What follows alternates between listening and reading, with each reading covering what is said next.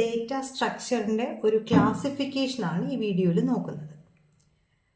ഇവിടെ ഡേറ്റ സ്ട്രക്ചറിൽ data elements arrange ചെയ്യുന്നതിനെ ബേസ് ചെയ്തുകൊണ്ട് ലീനിയർ എന്നും നോൺ ലീനിയർ എന്നും ഡിവൈഡ് ചെയ്യാനായിട്ട് പറ്റും. അതിൽ ലീനിയർ എന്ന് പറഞ്ഞാൽ there exists a linear or sequential order among data elements. Data elements arrange ചെയ്യുന്നത് ഡേറ്റ എലമെൻറ്റ്സ് തമ്മിൽ ഒരു ലീനിയർ അല്ലെങ്കിൽ സീക്വൻഷ്യൽ ഓർഡർ വരത്തക്ക വിധമായിരിക്കും. അതായത് ഒരു ഡേറ്റ എലമെൻറ്റ് പറഞ്ഞു കഴിഞ്ഞാൽ അതിൻ്റെ തൊട്ടടുത്ത എലമെൻറ്റ് അല്ലെങ്കിൽ അതിന് മുമ്പേ ഉള്ള എലമെൻറ്റ് അങ്ങനെ പറയാൻ പറ്റുന്നതാണ് ഒരു ലീനിയർ ഓർഡർ എന്ന് പറയുന്നത്. ഇപ്പം എനിക്ക് പറയാൻ പറ്റും 5ന് ശേഷമാണ് 6 വരുന്നത്, 5ന് മുമ്പ് 1 വരുന്നു, 6ന് മുൻപേ 5 വരുന്നു. അപ്പോൾ ഇങ്ങനെ പറയാൻ പറ്റുന്ന രീതിയിലാണ് അറേഞ്ച് ചെയ്യുന്നതെങ്കിൽ ഇത് ലീനിയർ ഡേറ്റ സ്ട്രക്ചർ ആണ് എന്ന് പറയാൻ പറ്റും. അതിന് എക്സാമ്പിൾ പറയുകയാണെങ്കിൽ അറേ, ലിങ്ക്ഡ് ലിസ്റ്റ് അതൊക്കെ ലീനിയർ ഡേറ്റ സ്ട്രക്ചറിന് എക്സാമ്പിൾ ആയിട്ട് വരും. ഇനി നോൺ ലീനിയർ ഡേറ്റ സ്ട്രക്ചർ നോക്കാം. There exists no linear or sequential order among data elements. ഇവിടെ നോൺ ലീനിയർ ഡേറ്റ സ്ട്രക്ചറിൽ ലീനിയറിൽ പറഞ്ഞതുപോലെ സീക്വൻഷ്യൽ ഓർഡർ ഒന്നും തന്നെ ഉണ്ടാകില്ല ഡേറ്റ എലമെൻറ്റ്സ് തമ്മിൽ. അപ്പോൾ ആദ്യത്തേതെന്നോ രണ്ടാമത്തേതെന്നോ എന്നൊന്നും നമുക്ക് പറയാൻ പറ്റില്ല. ഇവിടെ 1, 5, 6 ഇത്രയും ഡേറ്റ എലമെൻറ്റ്സ് ഉണ്ട്. അതിൽ ഒന്നാമത്തേത് അല്ലെങ്കിൽ ആദ്യത്തേത് 1 എന്ന് പറയാൻ പറ്റും, അവസാനത്തേത് 6 എന്ന് പറയാൻ പറ്റും. പക്ഷേ ഇവിടെ നോൺ ലീനിയർ ഡേറ്റ സ്ട്രക്ചർ നോക്കുമ്പോൾ അവിടെ നമുക്ക് ആദ്യത്തേതെന്നോ അവസാനത്തേതെന്നോ അങ്ങനെയൊന്നും പറയാൻ കഴിയില്ല. അതിന് എക്സാമ്പിൾസ് വരുന്നത് ട്രീ, ഗ്രാഫ് ഒക്കെയാണ്. ഇനി അടുത്തൊരു ക്ലാസിഫിക്കേഷൻ എന്ന് പറയുന്നത് മെമ്മറിയിൽ എപ്പോഴാണോ ഡേറ്റ സ്ട്രക്ചറിന് സ്പേസ് അലൊക്കേറ്റ് ചെയ്യുന്നത് അതിനെ ബേസ് ചെയ്തുള്ളതാണ്. അങ്ങനെ നോക്കുമ്പോൾ സ്റ്റാറ്റിക് എന്നും ഡൈനാമിക് എന്നും ഡേറ്റ സ്ട്രക്ചറിനെ രണ്ടായിട്ട് കാറ്റഗറൈസ് ചെയ്യാം.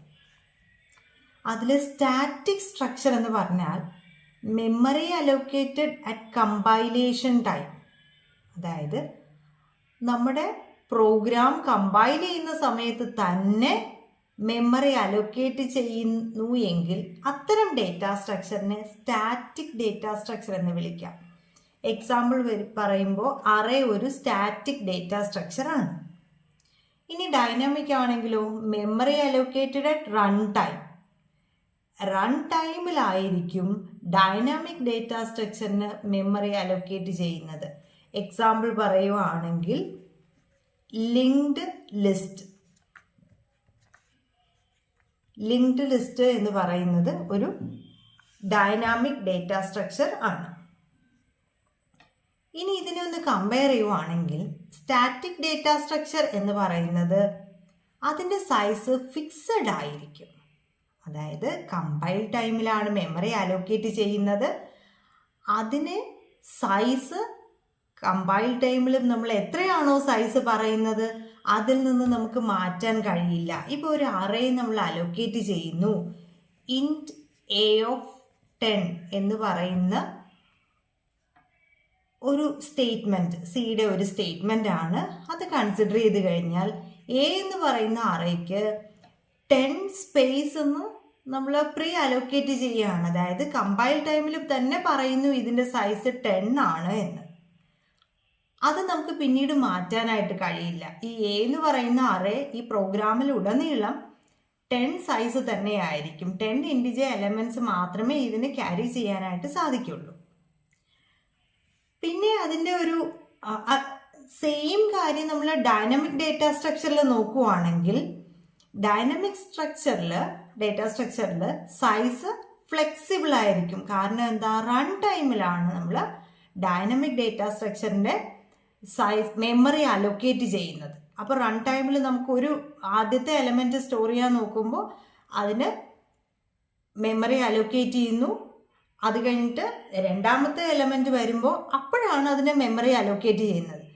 അപ്പോൾ നമുക്ക് എത്ര എലമെൻറ്റ്സ് വേണമെങ്കിലും ഇങ്ങനെ മെമ്മറി അലോക്കേറ്റ് ചെയ്ത് അസൈൻ ചെയ്തുകൊണ്ടിരിക്കാം. അതുകൊണ്ട് തന്നെ സൈസ് ഫ്ലെക്സിബിൾ ആണെന്ന് പറയാൻ പറ്റും, മുൻകൂട്ടി പറയേണ്ട ആവശ്യം വരുന്നില്ല.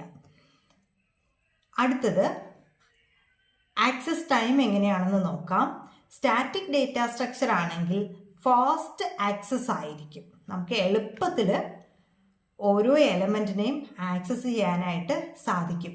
ഇപ്പോൾ അറേയുടെ ഒരു എലമെൻറ്റ് നമുക്കറിയാം, അറേ എന്ന് പറയുമ്പോൾ അറേയുടെ ഓരോ എലമെൻറ്റിനെയും ഇൻഡെക്സ് യൂസ് ചെയ്തിട്ടാണ് നമ്മൾ റെപ്രസെൻ്റ് ചെയ്യുന്നത്. അപ്പോൾ ഈ ഓരോ എലമെൻറ്റിന് ഇപ്പോൾ ഫസ്റ്റ് എലമെൻറ്റ് എന്ന് പറയുന്നത് AF0 എന്ന് പറയുന്ന ലൊക്കേഷനിലായിരിക്കും. അപ്പോൾ ഈസി ആയിട്ട് നമുക്ക് ആക്സസ് ചെയ്യാൻ പറ്റും. അതുപോലെ ലാസ്റ്റ് എലമെൻറ്റ് AF9 എന്ന് പറയുന്ന ലൊക്കേഷനിലായിരിക്കും. അപ്പോൾ AF9 എടുത്താൽ മതി, നമുക്ക് ഈസി ആയിട്ട് ആക്സസ് ചെയ്യാൻ പറ്റും. അതേസമയം ഡൈനാമിക് ഡേറ്റ സ്ട്രക്ചർ ആകുമ്പോൾ സ്ലോ ആക്സസ് ആയിരിക്കും. ഇപ്പോൾ ലിങ്ക്ഡ് ലിസ്റ്റ് ആണെങ്കിൽ തന്നെയും നമുക്ക് ലിങ്ക് ആയിട്ടാണ് വാല്യൂസ് സ്റ്റോർ ചെയ്യുന്നത്. എങ്ങനെയായിരിക്കും വാല്യൂ സ്റ്റോർ ചെയ്യുന്നത്?